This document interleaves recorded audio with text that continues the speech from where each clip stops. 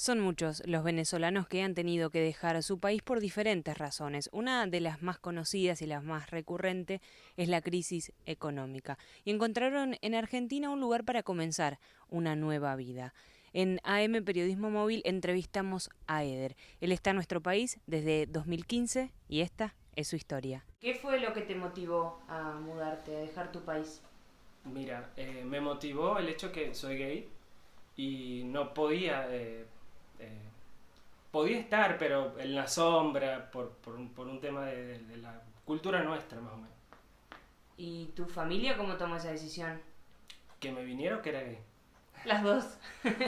Bueno, que me viniera no la tomó tan bien, Ujú. porque ellos me aceptan, pero era una cosa puertas adentro.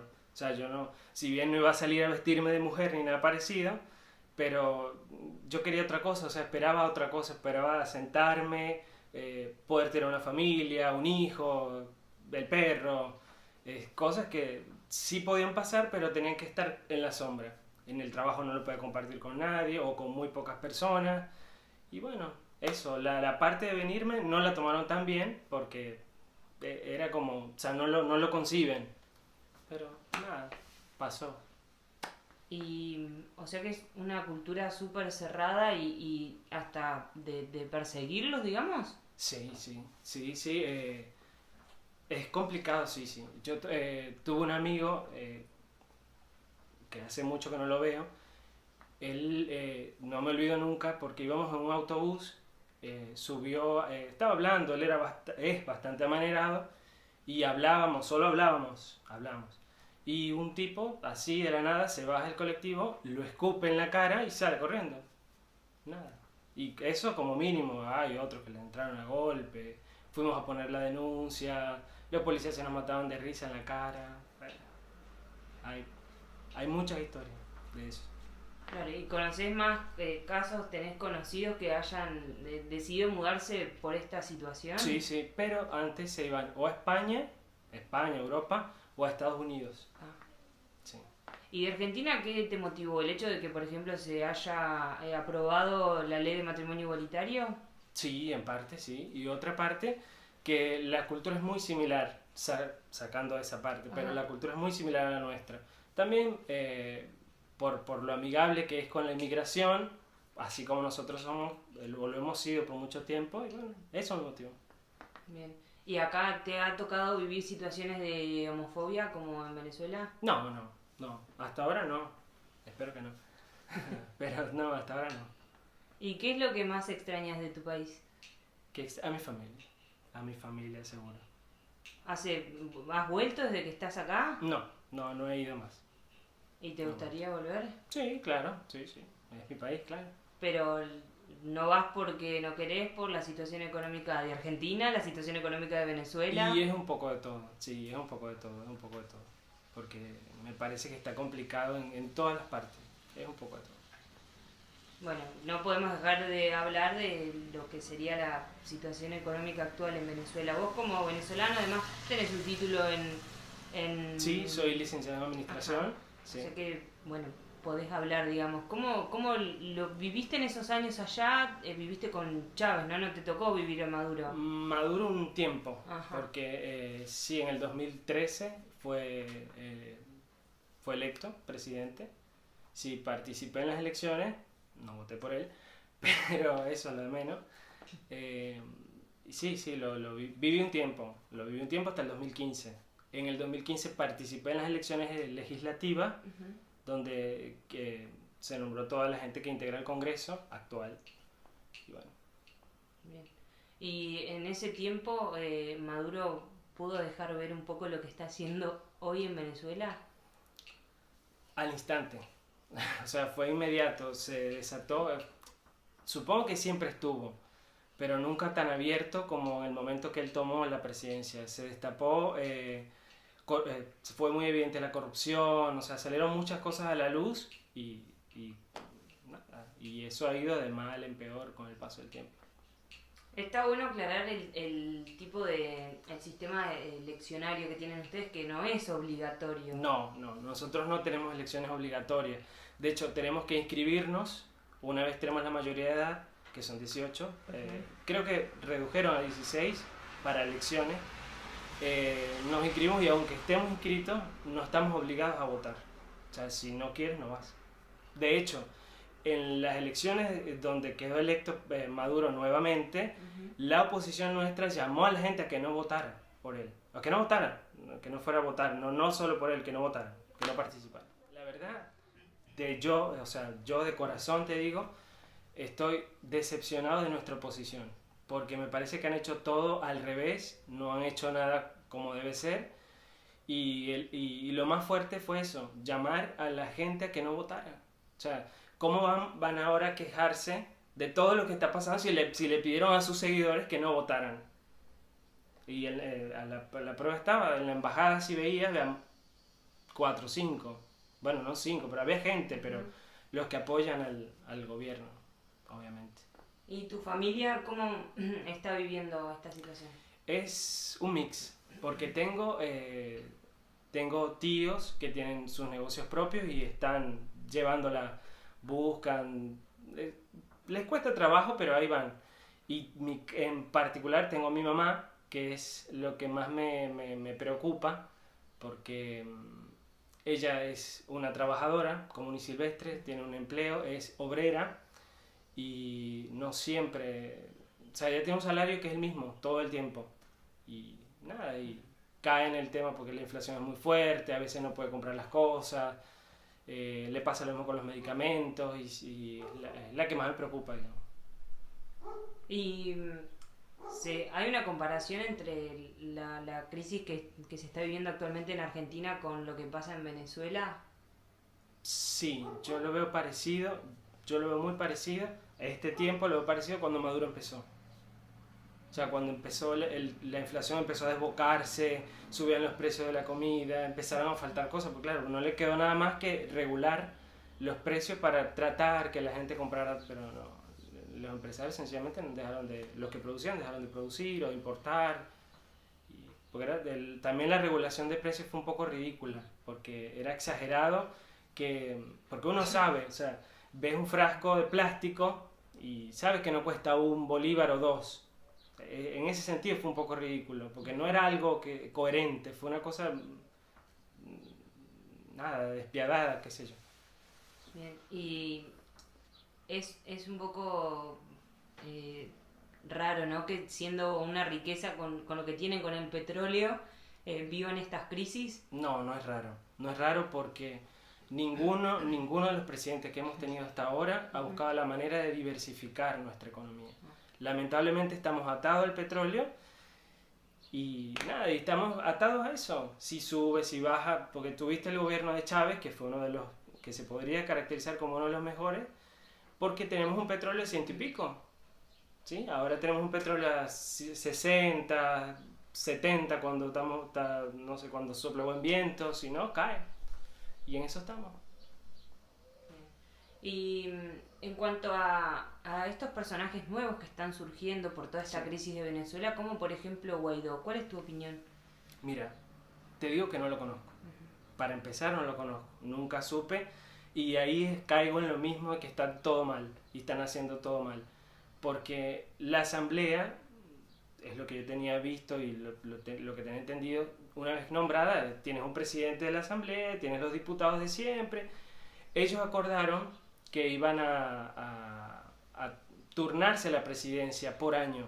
Entonces este año le tocó a él y casualmente él se proclamó presidente. O sea, es algo que ellos, para mí, en cierto punto lo venían pensando. Venían tratando de llevarlo, pero como que necesitaban al actor, necesitaban al que diera la estocada, porque no se atrevía ninguno de los de antes. Estaba gente grande, gente que tiene trayectoria política, pero ninguno se atrevía. Y salió este chico y bueno, ahí está.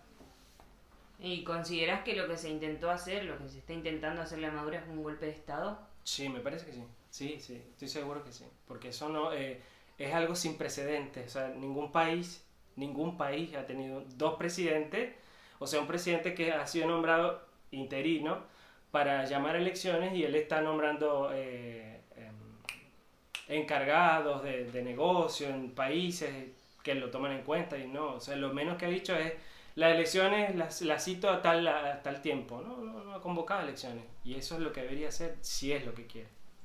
Pero no, él está en el poder y está ahí. Él está como el presidente, está mandando. Ahí tenemos dos tipos que mandan al mismo tiempo. ¿Y de las amenazas de Estados Unidos de invadir? Y eso me da miedo. Me da miedo porque la gente que va a sufrir es el pueblo. No es ni Guaidó ni es Maduro. O sea, porque es así. Siempre sufre el pueblo. Con todas las modificaciones económicas que hemos vivido, las ha padecido el pueblo. El obrero, la gente que se levanta temprano a trabajar. Y como siempre, yo he escuchado a compatriotas con mucha pena hablar, gente que tiene 20, 15, 10 años fuera del país y habla con una propiedad como que, y no es así. Incluso yo, que tengo poco tiempo fuera, 3 años y medio, casi 4, me cuesta, sí, me cuesta dar opiniones porque una cosa es lo que uno ve, aunque yo muchas cosas las viví, una cosa es lo que uno ve de fuera y otra es el que está ahí. O sea, yo no, es muy divino que yo venga a decir, ay, sí, bueno, que invadan, o que venga Estados Unidos, que venga cualquiera y haga lo que quiera. No, porque yo estoy afuera y los demás, hay gente que está ahí, hay gente que va a sufrir. Yo considero que hay gente que va a sufrir. Me da mucha pena y me da mucho temor el sufrimiento que pueda causar esto. Y creo que sí, que está cerca y es una amenaza latente el hecho que nos puedan invadir, me parece que sí. Y ellos están promoviendo esto. ¿Hablas seguido con tu familia? Sí, sí. ¿Y ellos que están allá, cómo ven todo esto, el surgimiento de Guaidó, estas amenazas de Trump? Mira, mi familia trata en lo más posible, y sé que es así, no lo hablamos directamente, no lo hablamos, pero sé que tratan como de proteger mi estabilidad, ¿sí? Psicológica y todo, porque no profundizamos en esos temas. Sí, yo trato de preguntar cómo está, qué piensan, tal, pero no, esquivan el tema como para no generar ese conflicto y está bien, porque es un poco lo que hablamos antes. Yo estoy acá, ellos están allá, es complicado. Y allá dejaste toda una vida armada, digamos, tenías una casa, un auto, Sí, sí. ¿cómo era tu vida allá? Sí, yo trabajaba, recién había formado una compañía pequeña de distribución de material odontológico, había comprado una casa, tenía un auto y sí, lo dejé en parte como precaución de si no me iba bien, volvía, como para no llegar y estar en el aire, pero bueno, me fue pasando el tiempo, ya si quisiera vender mis cosas no valen igual. ¿Y te dio cosa, digamos, tener que dejar toda esa vida allá o por la decisión de venirte acá a Argentina, por las razones que quieras, decís que valió la pena? Sí, te digo que sí vale la pena, me costó, porque no te digo que fue fácil. En el tiempo que llegué no es como ahora, que hay una asociación de venezolanos que vas, te inscribes, te ayudan, te guían, te asesoran con los documentos. Me costó mucho porque tenía un solo primo y no estaba muy empapado con el tema de los documentos, él mismo no los había hecho y nos costó averiguar, ver, tocar puertas. Sí, fue un poco difícil, pero sí, valió la pena, sí. Si bien, como decías, la sociedad argentina es muy abierta y somos un pueblo que tiene los brazos abiertos a la inmigración, también hay una parte que el típico es porque estos venezolanos les damos de trabajo, venezolanos, colombianos y demás. Sí. ¿Qué opinás de ese tipo de gente que sin duda la hay en todo el mundo? Lados, sí. Y me parece penoso porque yo considero, y de hecho cuando me mudé con la inocencia de que era como lo pensaba, que uno tiene la libertad de elegir dónde vivir, ¿sí? Y cuando me vine me di cuenta que no era así, no era tan así, había muchos papeles, era muy complicado, si bien la Argentina facilita el tema de documentación, pero no deja de ser complicado. Para cualquier extranjero es complicado porque hay casos de personas que no tienen dinero para hacer los trámites y tienen que esperar. Mientras están en stand-by, no pueden conseguir un trabajo. Y sí, me parece que es lamentable que una gente piense que cualquier extranjero viene a robar, a quitarle su puesto de trabajo. No es así. Porque incluso tengo compatriotas que son en su mayoría profesionales y han estado trabajando de mesero, bachero. O sea, no me parece que le quiten el trabajo a un argentino. ¿Es difícil la reinserción laboral en el campo de trabajo tuyo y de otros compatriotas, como decís? Sí, es bastante complicado porque no tenemos convenios educativos, o sea, no hay convalidaciones de nuestros títulos y apenas se está revisando. O sea, han estado habilitando ciertos mecanismos para que pueda ser un poco más simple, pero no, aún no es simple, o sea, es complicado. Bueno, y viniendo del pueblo, ¿cómo es la vida en Basa y Bilbaso? Es bastante tranquilo, me recuerda mucho a mi casa.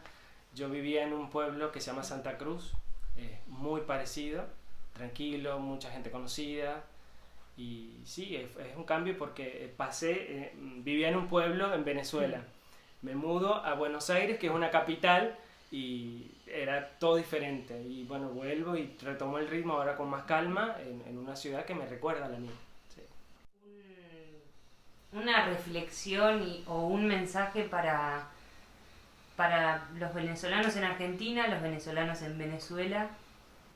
Más que una reflexión, yo tengo un deseo y un anhelo, y es que la gente deje de sufrir, sea por Guaidó, sea por Maduro, que dejen de sufrir, porque todo este tipo de cambios nos tienen de rehenes en el medio y no tenemos opciones, porque las personas, incluso el empresario, el pyme, que tiene una pequeña empresa, no tiene la opción de decidir qué va a hacer o modificar nada, simplemente nos tenemos que acoplar a lo que dice uno u otro. O sea, así estamos de rehenes, estamos en el medio. Me gustaría que eso pare, me gustaría mucho. Sé que es medio iluso, pero me gustaría cambiar.